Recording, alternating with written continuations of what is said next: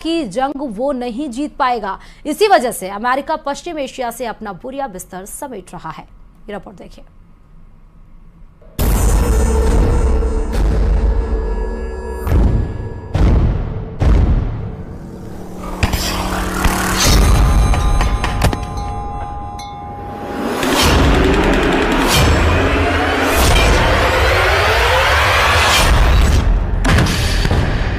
Iran के war game का पूरा प्लान सामने आ गया है।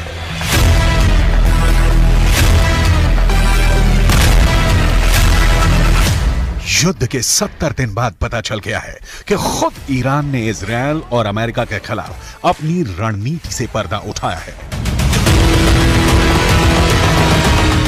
ईरान ने बता दिया है कि उसका अगला वार क्या होगा, कहां होगा और कब होगा।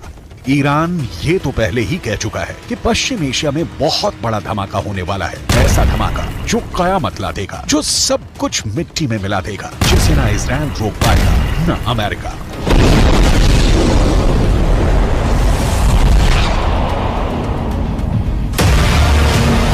पर अब ईरान ने जो कहा है उसने अमेरिका और इजरायल की सांस हलक मिला दी है। ईरान की सेना की ब्रांच IRGC यानी इस्लामिक रिवॉल्यूशनरी गार्ड कोर के प्रमुख ने पूरी दुनिया के सामने सीना ठोक कर साफ साफ कहा है कि गाजा की लड़ाई तो बहुत छोटी है। ईरान का मकसद इजरायल को बहुत बड़ी जंग में घसीटने का है। इतनी बड़ी और पेचीदा जंग जिससे इजरायल और उसका दोस्त अमेरिका जितना बाहर निकलने की कोशिश करें उतना ही दलदल की तरफ फंसते चले जाएं।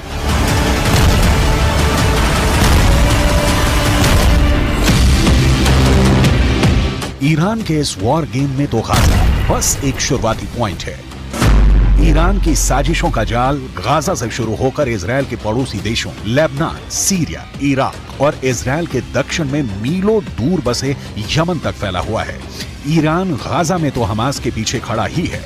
वो लेबनान में चरमपंथी संगठन हिजबुल्लाह से भी इजरायल पर हमला करवा रहा है और इजरायल के दूसरे पड़ोसी देश सीरिया में तो खुद ईरान मौजूद है। उसने वहां से इजरायल को घेर रखा है। सीरिया और इजरायल के बीच भी आए दिन हवाई हमलों की खबरें आ रही हैं और कुछ वक्त पहले इस लड़ाई में ताजा एंट्री हुई है यमन के हूथी विद्रोहियों की। अमेरिका ने अपने एयरक्राफ्ट कैरियर, लड़ाकू विमान और मिसाइल डिफेंस सिस्टम पश्चिम एशिया में तैनात किए तो ईरान ने यमन में अपने समर्थन वाले हूथी विद्रोहियों को इजरायल के पीछे छोड़ दिया। हूथी विद्रोही फिलिस्तीनियों का साथ देने के नाम पर इजरायल पर मिसाइल छोड़े जा रहे हैं। हूथी विद्रोहियों ने तो यमन के बगल में मौजूद लाल सागर को भी जंग का अखाड़ा बना दिया है। वो वहां से गुजरने वाले हर जहाज पर हमले कर रहे हैं।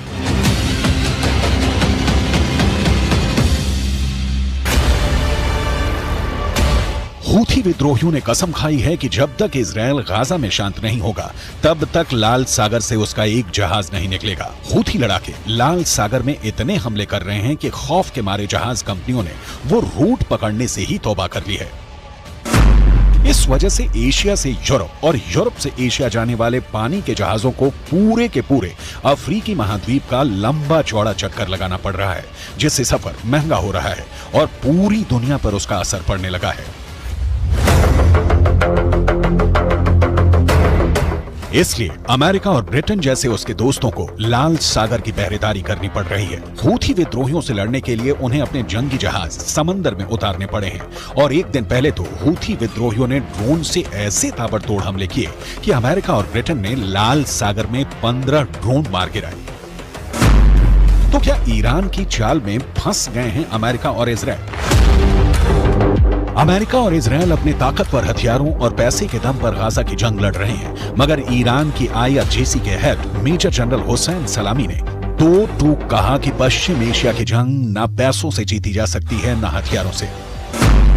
उन्होंने अमेरिका पर बेहद तीखा वार किया और पूछा कि क्या अफगानिस्तान पर कब्जा अमेरिका को जीत दिला पाएगा? क्या अमेरिका इराक में टिक पाएगा? क्या अमेरिका सीरिया में जीत पाया या उसने वहां सिर्फ पैसा पानी की तरह बहाया? क्या अमेरिका करोड़ों डॉलर खर्च करके लेबनान या यमन में कुछ हासिल कर पाया या फिर उसे हार कर मैदान छोड़ना पड़ा? ईरान के मेजर जनरल ने अमेरिका पर जो सवाल उठाए वो अहम है अफगानिस्तान उसका सबसे ताजा उदाहरण है। अमेरिका ने वहां 20 साल तक अपनी सबसे लंबी जंग लड़ी, मगर 2 दशकों में भी वो वहां से तालिबान का सफाया नहीं कर पाया।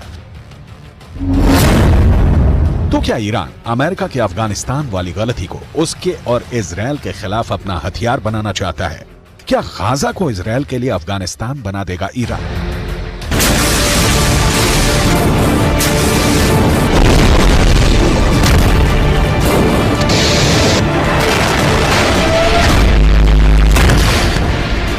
क्या ईरान इजराइल का वही हश्र करने वाला है जो इराक, अफगानिस्तान और सीरिया में अमेरिका का हुआ?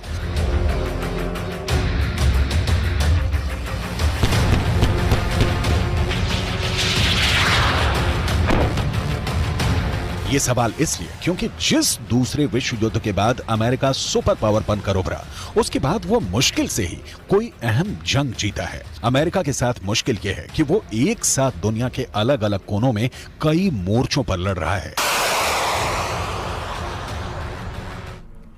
और जयपुर से बड़ी खबर आपको बता दें, जेजेएम यानी कि जल जीवन मिशन में भ्रष्टाचार का महा बड़ा खुलासा हुआ है।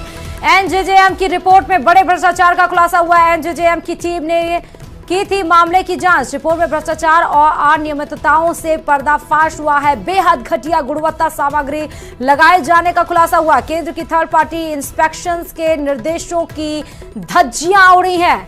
बड़ी खबर आपको बता रहे, इस बीच में जयपुर से बड़ी खबर, जेजेएम में महाभ्रष्टाचार का बड़ा खुलासा किया गया है। साफ हो गया कि घटिया सामग्री का सामान इस्तेमाल किया गया था। घटिया सामग्री के पाइप, जंक लगे हुए पाइप का इस्तेमाल किया गया था। लगातार जो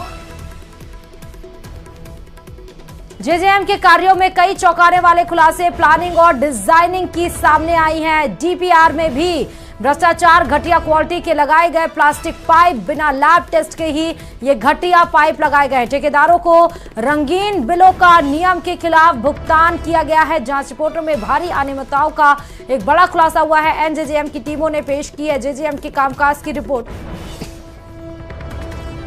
और इस खबर पर हमारे संवाददाता राकेश जुड़े हैं। राकेश, आखिरकार खुलासा हो ही गया। जेजेएम के कार्यों में कई ऐसे अहम खुलासे हुए हैं।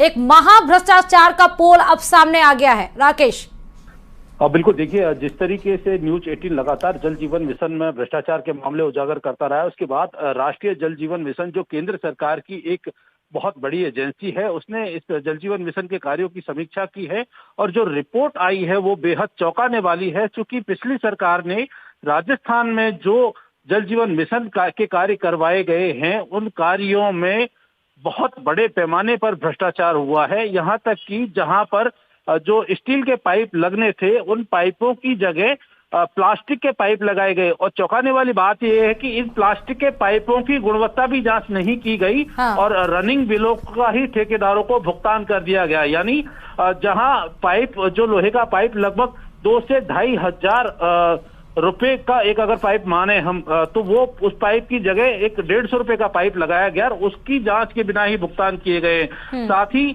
जो एक हमेशा डिजाइन और जो अप्रूवल का जो एक कंसेप्ट होता है, ड्राइंग डिजाइन, उसकी बिना अप्रूवल के ही निर्माण कार्य शुरू किए गए। यानी जो नींव रखी गई जल जीवन मिशन के कार्यों की, उनमें भी भ्रष्टाचार सामने आया है। जल जीवन मिशन के कार्यों के लिए एनजेजेएम की टीम ने राजस्थान के कई जिलों का दौरा किया। उन तमाम जिलों में जब जांच की गई तो ये सामने आया कि इस भ्रष्टाचार में सिर्फ ठेकेदारी शामिल नहीं थे, बल्कि जलदाय विभाग के उच्च अधिकारी भी शामिल थे। क्योंकि जिस तरीके से भुगतान किया गया है कार्यों का, वहां पर थर्ड पार्टी इंस्पेक्शन के दिशा निर्देश जो है केंद्रीय जल शक्ति मंत्रालय ने जारी किए थे और थर्ड पार्टी इंस्पेक्शन के बाद ही इन बिलों का भुगतान होना था। लेकिन यहाँ राजस्थान में जो निर्माण कार्य हुए हैं, उनकी जांच के लिए थर्ड पार्टी के लिए मैन पावर ही नहीं था। यानी बिना कार्यों की गुणवत्ता, बिना निर्माण सामग्री की गुणवत्ता की जांच के ही जो अधिकारियों ने ठेकेदारों को बिलों का भुगतान किया है। इसमें सबसे बड़ी बात यह है कि जिन फर्मों को ब्लैकलिस्ट होना चाहिए था, एनजेजेएम की टीम ने अपनी रिपोर्ट में लिखा है कि ऐसे ठेकेदारों के को जो विभाग के अधिकारी और संबंधित एजेंसियां हैं, उन्होंने जो है कहीं ना कहीं बचाया है और उनके साथ उनकी मिलीभगत संलिप्तता भी सामने आई है। जो पाइप लगाए गए हैं, डीआई पाइप और जो एचडीपी पाइप है, उन पाइपों के लिए जो फैक्ट्री के दिशा निर्देश थे कि क्या कुछ वहां पर होना चाहिए था, किस तरह की गुणवत्ता मेंटेन करनी चाहिए थी, वो भी उन फैक्ट्रियों में नहीं पाई गई। तो लगाई गई निर्माण सामग्री में तो बिल्कुल ही नहीं पाई गई है। राकेश, यानी इसका मतलब ये है कि इतना बड़े सीमा पर भ्रष्टाचार और किया गया है और इसीलिए जब बारिश या मौसम खराब होता है तो जीवन लोगों के अस्त व्यस्त हो जाते हैं, सड़कों पर पानी जल भराव की समस्या आने लगती है। बहुत बहुत शुक्रिया राकेश तमाम जानकारी देने के लिए इस खबर पर। तो जेजेएम में महाभ्रष्टाचार का महाखुलासा हुआ है। नेशनल यानी कि केंद्र जल जीवन मिशन ने